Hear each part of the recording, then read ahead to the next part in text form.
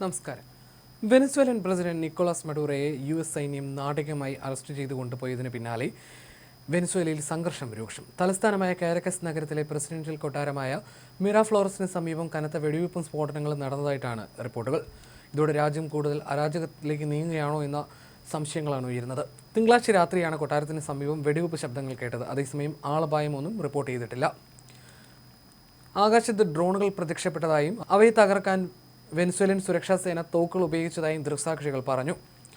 വെടിവയ്പ് പുതിയൊരു സൈനിക അട്ടിമറിയാണോ അതോ മഡൂറോ അനുകൂലികളായി സൈനികരുടെ നീക്കമാണോ എന്ന കാര്യത്തിലും വ്യക്തതയില്ല. എന്നാൽ സ്ഥിതിഗതികൾ നിയന്ത്രണ വിധേയമാണെന്ന് അധികൃതർ അവകാശപ്പെടുന്നു. പ്രാദേശിക സമയം രാത്രി 8:15 ഡ്രോണുകളുടെയും വെടിവയ്പ്പിന്റെ ശബ്ദം കേട്ടതായും മിന്നലോടെ രാത്രി ആകാശം പ്രകാശപൂരിതമായതായി താമസക്കാർ വ്യക്തമാക്കി. പ്രസിഡന്റിന്റെ വസതിക്ക് സമീപത്ത് നിന്ന് വിമാനവേദ സ്ഫോടനങ്ങളും കേട്ടതായി പ്രദേശവാസികൾ പറഞ്ഞു. ഇതിന്റെ വീഡിയോ CNN പുറത്തുവിട്ടു. ശത്രു വിമാനങ്ങളെയും ഡ്രോണുകളെയും തകർക്കാൻ വിമാനവേദ മിസൈലുകൾ, പീരങ്കികൾ അല്ലെങ്കിൽ ഡ്രോണുകൾ ഉപയോഗിച്ച് നടത്തുന്ന ആക്രമണങ്ങളെയാണ് വിമാനവേദ സ്ഫോടനങ്ങൾ എന്ന് പറയുന്നത്.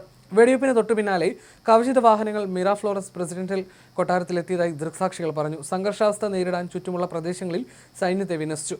മഡൂറോയുടെ അറസ്റ്റിന് പിന്നാലെ തലസ്ഥാനത്ത് സായുധ സംഘങ്ങൾ തമ്മിൽ ഏറ്റുമുട്ടാൻ സാധ്യതയുണ്ടെന്ന ഭീതിയിലാണ് ജനങ്ങൾ. ഔദ്യോഗിക വസതിക്ക് സമീപമുണ്ടായ വെടിവയ്പ് ഈ ഭീതി വർദ്ധിപ്പിച്ചിട്ടുണ്ട്. അനുമതിയില്ലാതെ പറന്ന ഡ്രോണുകൾക്ക് നേരെ പോലീസ് വെടിയുതിർത്തതായി വെനസ്വേലയുടെ കമ്മ്യൂണിക്കേഷൻ ആൻഡ് ഇൻഫർമേഷൻ മന്ത്രാലയം അറിയിച്ചു. ഒരു ഏറ്റുമുട്ടലും ഉണ്ടായിട്ടില്ല. രാജ്യം പൂർണ്ണമായി ശാന്തമാണെന്നും മന്ത്രാലയം പറഞ്ഞു.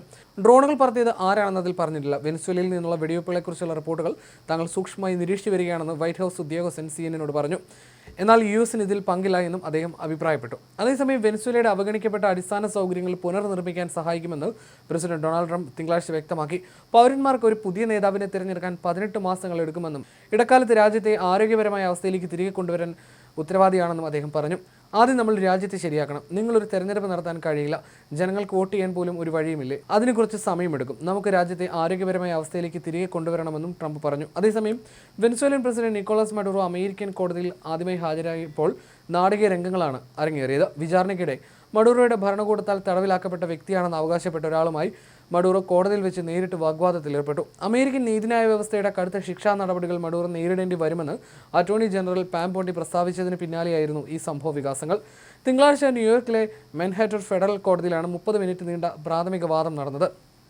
താൻ അമേരിക്കൻ സൈന്യത്താൽ തട്ടിക്കൊണ്ടു പോകപ്പെട്ട പ്രസിഡന്റാണെന്ന് മഡൂറോ കോടതിയിൽ വിളിച്ചു പറഞ്ഞു. ഇതിനിടയിലാണ് പബ്ലിക് ഗാലറിയിൽ ഇരുന്ന പെഡ്രോ റോജാസ് എന്നയാൾ മഡൂറോ തന്റെ കുറ്റങ്ങൾക്ക് ശിക്ഷ അനുഭവിക്കേണ്ടി വരുമെന്ന് വിളിച്ചു പറഞ്ഞത്. ഉടൻ തന്നെ മഡൂറോ തിരിച്ചാക്രോശിച്ചു. റോജാസ് തടവിലായിരുന്നത് താൻ കാരണമാണെന്നും അയാൾ ഒരു യുദ്ധ തടവുകാരനാണെന്നും മഡൂറോ വിളിച്ചു പറഞ്ഞു. 2019 മഡൂറോ ഭരണകൂടം തന്നെ മാസങ്ങളോളം ജയിലിൽ അടച്ചിരുന്നുവെന്ന് പിന്നീട് അയാൾ മാധ്യമങ്ങളോട് വെളിപ്പെടുത്തി. 63-കാരനായ മഡൂറോ നീല ടീഷർട്ടും തടവുകാർക്കുള്ള പാൻറ്റും ധരിച്ചാണ് കോടതിയിലെത്തിയത്.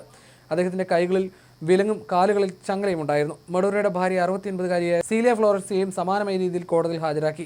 സീലിയയുടെ മുഖത്ത് മർദ്ദനമേറ്റതുപോലെയുള്ള പാടുകളും പരിക്കുകളും ദൃശ്യമായിരുന്നു. സൈനിക നടപടിക്കിടെ സീലിയയുടെ വാരിയലുകൾക്ക് ഒടിവോ ഗുരുതരമായ പരിക്കോ പറ്റിയിട്ടുണ്ടാകാമെന്നും അതിനാൽ അവർക്ക് എക്സ്റേ പരിശോധന നടത്തണമെന്നും പ്രതിഭാഗം വക്കീൽ ആവശ്യപ്പെട്ടിരുന്നു.